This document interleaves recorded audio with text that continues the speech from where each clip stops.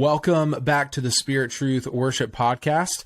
I'm here with Jimmy Cooper, a longtime friend of the podcast, someone that you might know pretty well from his YouTube channel, Hey Worship Leader. We actually just did a video recently where I'm over on his channel, so go check that out.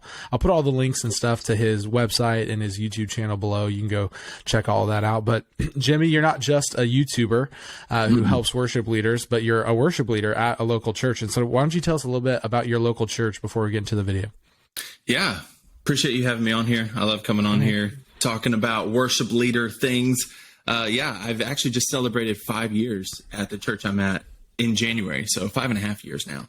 And, nice. I love it. I think this is the longest, ministry that I've been at, without leaving or going. I've been in ministry for years, but, staying at the same church has been really refreshing for me because, I just get to know people. I'm starting to really feel like I've never experienced past 5 years before. So it's just a different level. I think I've always been like an agent of change, and that's what I was at this ministry as well. But now there's rhythms have been set, and now it's kind of like, there's not a lot of change happening, necessarily, but we're starting some new things. I'm excited about it. So yeah, it's a good season. I'm in Raleigh, North Carolina. Raleigh. However you want to say it. I like to check on pronunciations before I'm always just scared I'm going to say something wrong. I'm going to get on and say like Riley or something and just look like an idiot. And so I got to make sure I get it right. Yeah. Raleigh. So that's it. Yeah. It's called Open Door Church. I love it. I love ministering. I love, even though I do hate worship leader, I never want to leave the local church. I feel like that's my main mission. Everything else is I want to serve local church. And right now that's worship ministry. But if I lose my voice and my fingers, I'll do something else. But I want to serve local church. No, that's good. I heard Aaron Keyes once say, if you lost your voice tomorrow or lost your ability to play guitar and sing, would you still be any value as a worship leader to your church? Because worship leading is actually about a lot more than just singing. And so I've always found that to be an interesting thought of, man, even if I couldn't do the music side, could I still be valuable as a pastor and a leader in my local church? And I think that's something good to keep in mind. And so Open Door Church in Raleigh is also part of a church planting network. And so do you want to tell us a little bit about y'all's network? Yeah, it's called the Pillar Network. It's growing. I can't even tell you how many churches are in the network now. There's partnership churches and then churches that have been planted. I know our church specifically over the length of time that we've been in there have planted somewhere between 15 and 20 churches. I hope I'm getting that number right. I remember when it was 15, but it might be closer to 19. It seems like the last number I heard. Wow. And so we really have a passion for planting churches, equipping pastors and ministry leaders to plant churches, revitalize. And I love being kind of right in the hub. So most of the people who are on the central pillar worship team they go to our church, and it's just been great to meet with them. Nate Aiken is one of my good friends. He was actually on the channel not long ago, and it's great. I love it. Yeah, no, that's awesome. So how old is your church? How many years old? I think it was birthed in 96 or so, something like that.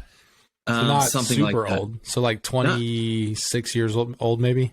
Yeah. And my pastor has been there a little over 20. I think he just celebrated 20 years recently. Wow. So that's awesome. He's actually on sabbatical right now, but he has no plans to stop yet. He's not old enough to retire. He doesn't want to retire. Yeah, it's an exciting time. I remember this past year, he said, he's like, all right, I've been here, I think 20 years, and I've preached through the whole Bible. Wow. And so he's like, I don't know what else to do but start over. So we started in Genesis again and kind of that's awesome. Went through it. And he's laid out a plan of, he's pretty good at making a whole year plan, 5-year plan, and then until he retires kind of general plan. So it's been exciting. It's a good time to be at Open Door. And it's not a huge church. Let's see. We run, just so people know, I think it's right now, post-COVID, we're about 550 in the auditorium, in the worship center between two services. So our 9 a.m. service would run less than half of that. That's the less attended service. And then the 11 o'clock service is more heavily attended. Gotcha. Our goal is to have one service. So in order to do that, we could do it right now, most likely, but if we surge, I think 550, I can't remember, somewhere around 600 is our max capacity. And so Gotcha. roughly, averaging 550. When we have a surge on a Sunday, then we couldn't fit anybody, and so we can't do one service. But several of us are really pushing for one service. I would love to do that, especially from a logistic standpoint, but more of a just like everyone being together as one gathered body. I would just love that. And so we're hoping to build a balcony that would allow us to have enough seats. So anyways, I'm excited about it. No, that's cool. No, I love just hearing a little bit about kind of the context here, especially for listeners. I mean, there are people from a lot of different church sizes that are going to listen to this. And so some with churches of 50, a lot of church plants I know that are listening in. I know some worship leaders who I've connected with who kind of follow along with the YouTube channel and the podcast. And so it's just a lot of different kind of sizes, different church dynamics. And so we're normal worship leaders. I think that's always helpful. Like we're not I don't know the right words to say, but we're not like celebrity worship leaders. Like, we don't have huge platforms, and we're not like writing like, Billboard top 100 worship songs. We're just normal guys leading at our local churches, hopefully, having something to offer. One of our network lead pastors said that, man, he doesn't approach preaching as someone who's like figured it all out and knows everything, but he likes to approach it as a beggar who's showing other beggars where he found some bread. And like, that's all we are. We're beggars who go, man, we found a few things that work for our ministries that we want to share. And man, I'd even love at some point for us to do a podcast episode on, like tenure of like how long you've stayed at different churches and like what caused some of those moves. Cause this is my third church that I've worked at, and I've only been in full-time ministry for 7 years. So 7 years split between three churches. And so it was about 3.5 at one church, 3.5 at another church. And then, the last year, has been here. And so almost 8 years, but, it's just interesting to think about that. It's like, wow, I'm kind of also everywhere I've been, there's been a lot of change.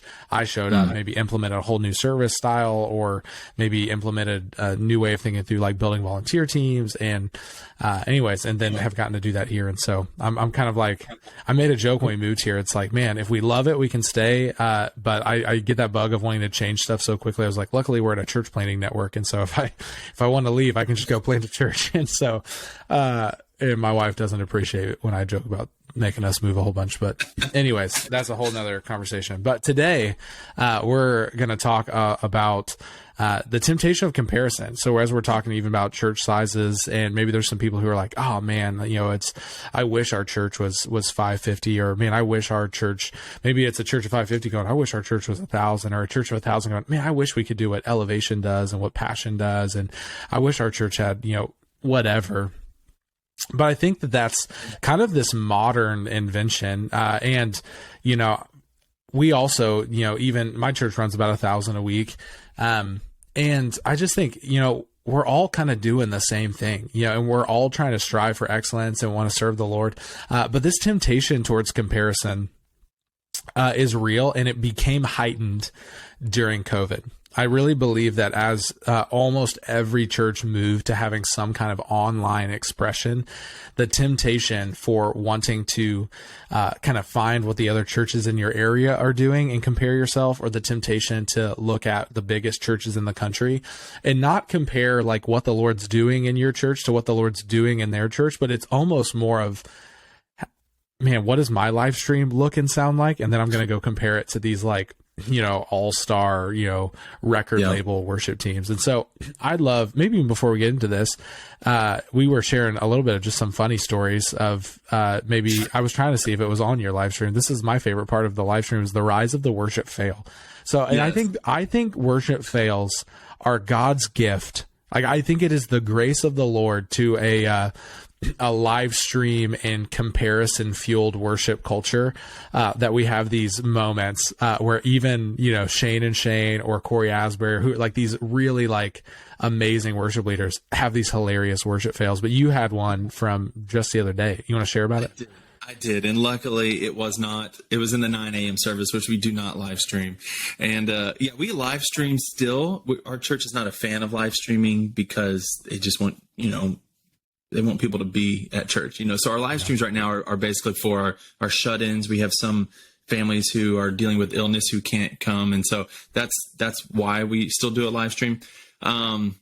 But yes, I had a fail, and I say a fail. I'm not perfect, and it happens often. But this past Sunday, it was a little more highlighted just because I just couldn't stop talking. I kept saying things. I was saying the things that were in my head. So I was reading a scripture, and I missed, as I was reading it, I missed the word then. And I was telling you before, like, it's one of these scriptures that I almost have the whole chunk of it memorized, but just enough to hurt me. So I got ahead of myself, and I was like, oh, I missed the word then. And that's the whole point of this. It's like this and then this. And so I went back to read it. And then as I corrected myself, I kept stumbling over my words. And I even started talking to them like, I can't even read. Like, I was talking to my church. It's like, I can't even read. I butchered this text. I'm going to start over because it's God's word and he deserves it. But yeah, I would just wanted to run off stage. And I remember thinking, why am I talking so much? I don't know why I'm talking so much. Oh my goodness. So good. Man. Hey, you're going to have to edit just a little bit. Let me pause us for a second. My bug dude just showed up. He's spraying for, I don't know if you can hear it, but he's spraying for mosquitoes. And it's like, I can't hear it. It's okay. No, I cannot hear it. I'll just ignore it. But he might be coming like right by my window in a second. Yeah, he's like waving at me. You're waving. That's awesome. I may edit this out, but if I don't edit this out for all the podcast listeners. Okay. I apologize. That's great. Anyways. No, I think that's hilarious, man. That's such a funny story. And, you know, I've said this to worship leaders before of like, you know, we have this tendency of talking and then you kind of just like, you know, stream of consciousness, you just keep going. And I've said before, it's like, man, sometimes you say it once and then you say it a second time. And the second time you say it, you think it's going to give emphasis, but actually just erase the first time you said it. People just kind of like, why are they still talking? Talking? Yeah, when dangerous things can start happening. At least for me, when I keep talking, it's like, I need to just stop right now. I'm done. Yeah. Like every time you try to do a shepherding moment about the Trinity and you're halfway through it and you realize you're actually just saying something heretical and you're like, I'm going to be talked to by my elders later. No, I'm just kidding. Okay. Well, that's great. Yeah. No, I think those moments are funny. They remind us that we're all human. We all make mistakes. But also, I love when I find those on. My favorite are finding like really good worship leaders. I have a friend, that I think is he'll be on the podcast in a few weeks. Maybe I'll bring it up with him. But man, he's one of the best worship leaders, probably the best worship leader I know, one of the best vocalists I know. But they had an auto-tune fail at a church he was filling in at this weekend, and it was glorious. I mean, it was truly glorious. And I definitely want you to send it to me. I need to hear it. Oh, I'll send it to you. It'll make you feel good. I love comparing myself to other people when they fail. Yes. Oh, yes. Okay. The temptation is real. The temptation for comparison. So, you sent me some thoughts, which I loved. I read through and I thought was super good. But why don't we just walk through and kind of, just vamp for a little while on, maybe some of the reasons why we, compare, and then some of the remedies for how we can maybe, grow out of and kind of grow beyond always wanting to compare ourselves to other ministries. Dude, you're such a worship leader. You said vamp. Dude, I've been to other churches where there were older members and they were like, "What did you just say?" Because apparently the word vamp had a different meaning a generation or two ago. No. I didn't ever go look it up, but apparently it's Lady of the Night. You can't be saying that on my podcast, man. You can't just drop the line. I can't even say it. You can't do that, Jimmy. You're going to have to edit. Hey, temptation of comparison. Yeah. Like you said, I think I'm like red now. Okay. You're definitely going to have to edit this. Okay. Good. All right.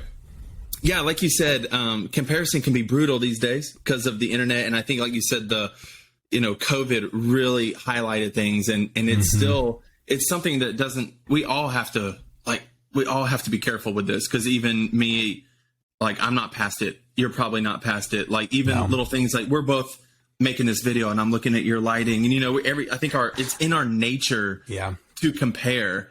And, it's one of those things that can really hit us in the heart and like begin to act like a poison. So I was trying to think through two categories. I don't know if these really make sense, but like comparison is not always a problem. I like to compare myself so that it challenges me. So I was trying to think of like comparison as a reference can be a great thing, because if you're not even willing, because I know people, I'm trying to think of every situation. There are people that don't mind to compare, or they don't even like desire comparing at all, because I don't know why, but it seems like I'm like, well, you need to like look at what's out there, because what you're doing is not good enough. Like, go ahead and see other people that are doing things in your field, whether it's vocals or guitar playing styles or just leading. And I think there's comparison on that level can help us improve our craft for the kid. So he deserves it. So like, we're called to do what we're called to do in ministry.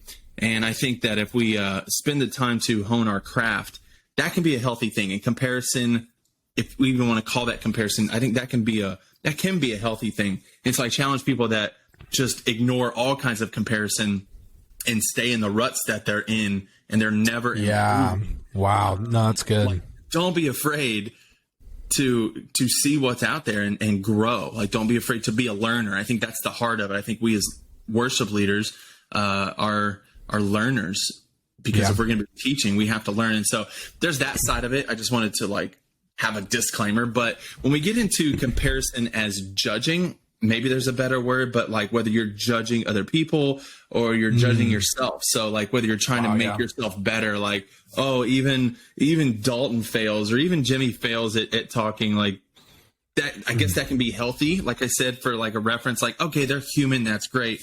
But when you start like judging other people, like, well, I'm better than them. Like, I'm not that bad, or whatever it is, like whether it's worship leading or guitar tone or vocals, or like, so I struggle with this myself, because people will often ask me, because I'm on YouTube, like, hey, where's the link to your live stream? And I'm like, yeah, I don't want to share that with you, because I don't want them comparing, because, I'm at a church.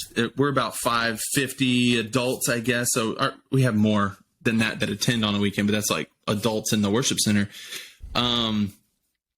But like the budget for that size church, the tech and worship budget is like a lot smaller than other churches that are similar at that attendance range. So like there is not a lot of money that's put into tech, and it has increased since I've been there. Like I'm saying this now, we just got a brand new sound system, and we hung our subs last weekend and got filled, and it sounds amazing. We got a new soundboard, and all that stuff has happened in the last year or two. But like, comparison wise, when I visited other churches that are about the same size, they got like way more. They invest way more in tech than our church does. And our church leadership is like, hey, we're going to do what we need to do for that, for worship production and get by. But we're not trying to create a show, and they're going to put their money towards church planning. That's the heart. Yeah. Of it. So, yeah. And we're in a very similar boat. Real fast, I have a few questions. What kind of soundboard did you guys just get, so I can compare it to ours?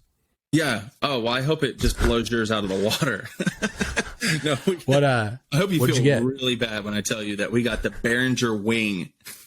Oh, hey, I've heard a lot of really good stuff about that. Yeah. I'd love to hear about how that works for you guys soon. We'll do a whole another episode on that stuff. Yeah, we will. Which cool. I'm not behind the soundboard like ever, but it is pretty, and I have watched. I'm learning. I'm learning a little bit. Dude, you sound like we know nothing about soundboards. Oh, it looks pretty, and I've watched. And it has lights on it and like a screen. It's beautiful. It's a beautiful. I love it. Yeah. Well, all joking aside, we're in a very similar boat in the fact that I think in a church our size, like our live stream, other than like at Christmas and Easter, we're just running one camera. We've simplified it. We don't have someone manning the live stream. We don't have a separate mix. It's just chained off our board. It's just a wide shot of the room. That's all that's happening on the live stream. We've intentionally said that we don't want to invest any money into our live stream because we don't want people watching the live stream. Like, it's there. If someone absolutely can't make it, it's there so that they can still hear the sermon, participate in worship. But we recognize that watching on a live stream isn't actually the church. It's not being a part of the gathering. We don't encourage people to take communion at home by themselves because they're not taking communion with the church as part of the gathering. I know there are some people that have a different view on that, and that's totally fine. But we've intentionally said that we want to not invest a lot of money in the live stream and making that better and improving it, because at the end of the day, like, that's not what we're trying to do. We're not trying to, and there are a lot of churches. You think of Bob Coughlin and Sovereign Grace, you're not going to find a live stream of them. You're not going to go there. It doesn't exist. You think of Austin Stone worship, their team. They have an amazing production team, and they're killing it with writing songs and resourcing the church. Their live stream is a wide shot, nothing special. It's not overproduced. It's just one shot the whole time. And it's not even of like Aaron Ivey, their head worship leader. It's like just one of the other worship leaders at a different, campus or whatever. And so, yeah, I mean, they're just not playing the same game of like trying to use the live stream as this like online church thing. And so I think it's just helpful to know that we're not trying to do that because we want to put our money towards church planting. That's both of our churches are in that same boat of going. Actually, one of our pastors told me when I came on, he's like, man, there's going to be certain things that we're just going to say no to. We're going to, and other churches are going to do them. We're going to say no every time because what we're going to say yes to is planting churches and university centers across the country and across the world. And there are a lot of churches who are saying no to planting churches. They go decades, 100 years. Yeah, I know churches that are 100 years old that still haven't planted a church yet. But we're not going to be that church. We're going to plant churches. Every few years, we're going to raise a pastor, a team. We're going to send out not just a staff team, but even maybe 50 of our members to all move together and plant a church. And so I just think it's good to know that we're trying to do different things. And so sometimes the comparison game, you start thinking, oh man, they're doing that. And that's what every church should be doing. So we got to be doing that. And that church might not be doing things that your church is uniquely called to. So I think just knowing your own identity and what God's called your church to is helpful when you're thinking about all that. So let's keep going. This is great. I love this. Yeah, I think so I'm thinking through ways, like you said, how can we avoid this, specifically the comparison of judging. I do want to say this does not, and I think we hit on this a little bit already, but this does not mean we stop pursuing excellence. Like just because somebody else is doing something doesn't mean I have to do it. That's true. But we still, and I think people even get this backwards of we're going to pursue excellence, but you kind of have to put the why behind it because God deserves it. He's the king. I always try to say we are servants in the king's castle almost. I always like to say if you think of a king who has a birthday and you see everybody baking and preparing all the party things and everybody's doing stuff for the king. It's not so they are celebrated. And so that's kind of how I feel on Sunday mornings when we're coming, specifically when we gather, we're there to serve the body, but we're there to honor him. And so that deserves his best. That's one main big reason. And the second reason is we don't want to be a distraction. You've said it often, is I think John Piper's thing, undistracting excellence. Man, those things, I want to just say that we're not avoiding comparing so that we're not pursuing excellence. I'm still pursuing excellence at my church with the budget I have, with the things I have, and the people and the teams I have, still doing that. But what keeps me, and this is a working list that I'm still trying to work with because comparing never escapes us, but practical ways that we can avoid this unhealthy poison of comparison is first pray. I don't want to just say that at the front just to say it. Literally, no one's going to help you better than Christ in you, changing you. And so that I don't want to just say, well, of course pray, but then also do this. But no, seriously, if that root of bitterness or just whether it's bitterness or just man, I can't think of the word, but just putting yourself down. Man, I'm just not, a lot of people live in this depression, and that's a real thing. But to add to it of well, I'm just not good enough because I see Elevation or I see Hillsong, and we'll never be able to do that. God has called you.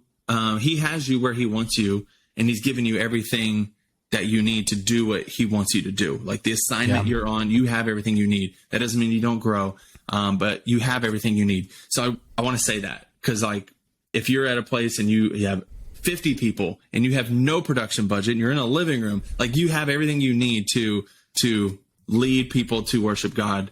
And I pray that people see that and they don't just see live streams and think, that's what we have to do. So pray. Number two, check your heart. See, do I have a tendency to just be lazy when I see other people oh, I'll never do that. Or am I like, oh, I have to do that? And that overwhelms me of like, I have to have this because they have it. That marked good. Early on in my worship ministry of like that sort of unhealthy comparing. Elevation was right down the road. Like we would go on, they had like a Thursday night service for a while, I think. And we would go, or the Saturday night, Sunday night, and we would go check it out. And it was in the name of investigating to see how we can improve. Like, oh, if Elevation's doing it, then we can do it. And some of that could be healthy because they do everything with excellence. Like it's when you show up, like everyone from the greeters in my experience when I went there early on, they just loved people. And so that part was great. But then seeing the tech, I was just like, oh, they do this, they do that. So we got to do that. And my heart was not in a good place every time I would do that. And so, so I would say, as you're praying, ask the Holy Spirit, check your heart to see which way you're leaning. And that way, like, yeah, like name it. Like, I tend to do this. I should stop. Like, this is not a fruit of the Spirit for me to keep going down this trail.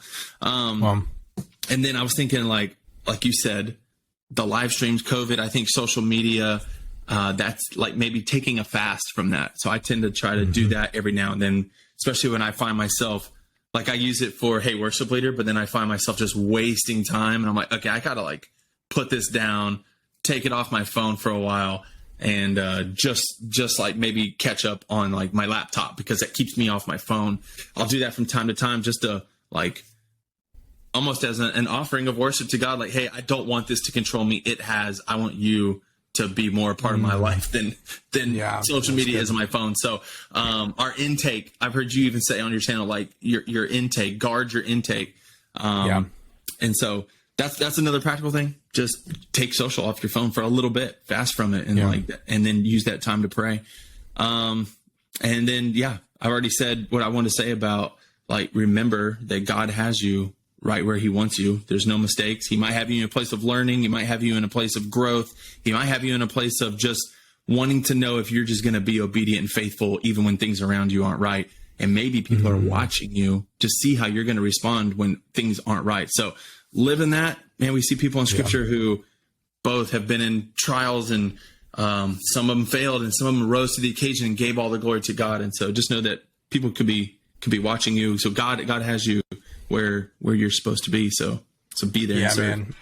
Dude, that's so good. I just want to say too, like, I love what you said about like, there's two ditches on that. Like if you're lazy or a striver, that it can kind of pull your heart in different ways. Of one is just being apathetic and actually not doing what the Lord's calling you to do well. But then there's what I feel like I have, and maybe you feel this too, is that tendency to look and go, man, I wish I could do that. And then you start putting the pressure on your volunteers. And so I think one of the things that came to mind for me was, as we think about serving our volunteer teams well and leading them, when we start comparing to these places that maybe pay all their musicians, or maybe bring in professional musicians who don't even go to their church, or just have a really high standard of going, no, you have to be at this level. And they're huge churches. They're 10,000 people churches that have way more resources and availability than we might at our own churches. And you start to put that pressure on your volunteers, it will crush them. No, a 40-year-old with a full-time job and 3 kids has the margin to be as good of an electric guitar player as a professional touring musician who's playing at Elevation. It's just not a reality for most churches. And they don't have to do that to play really well.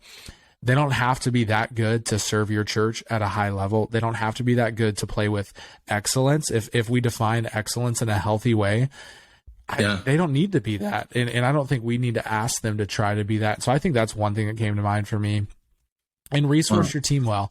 Like there are resources like the Worship Initiative that make it really easy to learn parts and simplify things and go, okay, I can actually play at a pretty high level without it taking me a ton of time. Maybe I can just give an hour or two and I can have all my stuff learned for Sunday.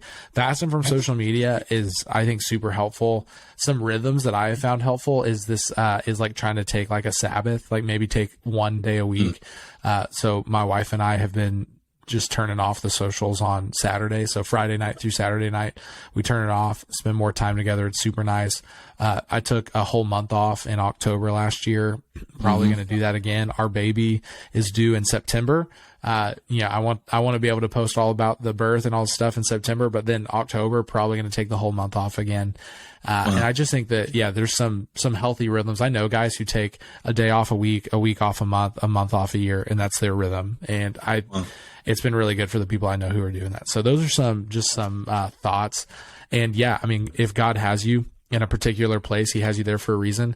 I served at a church that I loved and I thought I'd be at forever. The church that I started going to as a new believer.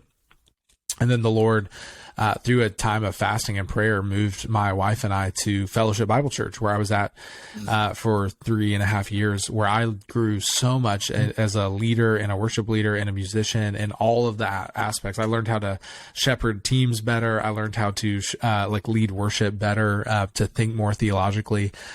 And then the Lord moved us to a church planting network where we now get to take everything that the previous 7 or 8 years had invested in us, and we get to now turn around and pour that out. And it's one of those places where you're like, oh Lord, like if I moved within 3 years, did you really even want me there? Did I miss it? Was that the wrong season? Was that the wrong place? And it's like, no, like that was actually exactly what we needed to be prepared for this season that we're in. And who knows what our next season will look like, but it's like the Lord's using what we're doing right now to prepare you for that. So no, I think that's super good. Do you have any other thoughts kind of around comparison that you want to share? Yeah. And I just now thought of it based on something you said at the beginning there. I think maybe some people might be blind to their comparison problem, if that's what we're calling it. And so I was thinking of like a tell would be how you treat your volunteers. Like you said, resource them well. I think sometimes, especially early on when I was struggling with this, I was way harder on my volunteers, and I might snap at them or like, come on, man. I mean, can't you do this? Especially if we were all around the same age. Wow. And I think that might be a tell of some of it might just be the culture you've set. As I've gotten older, I've just realized like Jesus loved people. I need to love people above everything else. And so I still hold my team to a high standard, but I'm so much more gracious now. I mean, that's it. I try to like, if I'm comparing constantly and I can't escape it, then every time my drummer is falling off the click or he does some weird drum fill that I know Elevation wouldn't do, I'm like, I would tend to like just get on to him about that or snap at people or, just that may have more to do with personality, but I think that can, that stuff can come out when you have an unhealthy comparison. You live in that comparison world. So that's just something that came to mind, just like a tell that maybe you might be blind to it, but if your culture is that way, you find yourself snapping at people or people are leaving your team more than they're joining your team. These might be signs that you're dealing with this, maybe some other issues as well, but this could be one of them. No, that's super good. That I would say that the first few years of my ministry were marked by both unhealthy comparison and to frustration with my teams because I wanted them to be, whatever I was seeing on other people's live streams and playing at a level that was like far beyond my own. Like I couldn't execute at the level I was asking other people to execute at. And then I'd say, dude, just in closing thoughts, one is, man, that was all like super helpful, super good. I really appreciate your thoughts on this. And it's something I think that really plagues worship leaders. And then second, just saying that, I think that we get into this idea that excellence equals faithfulness or excellence equals success. But I know from my own ministry that there have been seasons where I didn't have the best team in terms of excellence. And if you were on one of my former teams, I love you. I'm so thankful for you. You're killing it. And I apologize if I ever was frustrated.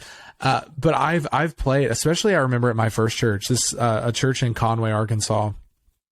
And we had started a college ministry and a worship team for the college ministry when I was there, and then started a contemporary service. And I remember some of to this day, the most powerful moments of encountering the Lord, being transformed under his word, and really sweet moments of corporate singing and worship, and people like coming forward and like kneeling at the front of the stage, and people would like rush up to the front just to pray for them, and just some really sweet things that were happening. and it wasn't the most excellent team musically, but it was some of the most fruitful moments of worship where I experienced the transformative work of Christ in my own heart. And I just go, man, I want that kind of purity in my ministry of going, man, it actually doesn't matter if the live stream is going to blow people away. Like, the Spirit of God is ministering to people when we gather and worship. It's always happening. We don't always have eyes to see it, but God is working in your church when you gather. I'm just reminded of Ephesians 5, be filled with the Spirit as you address one another in psalms, hymns, and spiritual songs. Like, God is doing a work by His Spirit among us. And I would hate to miss that because I'm so concerned about the drum fill or the guitar tone being just right. Because you know what? Most of our people don't care about the drum fill and the guitar tone.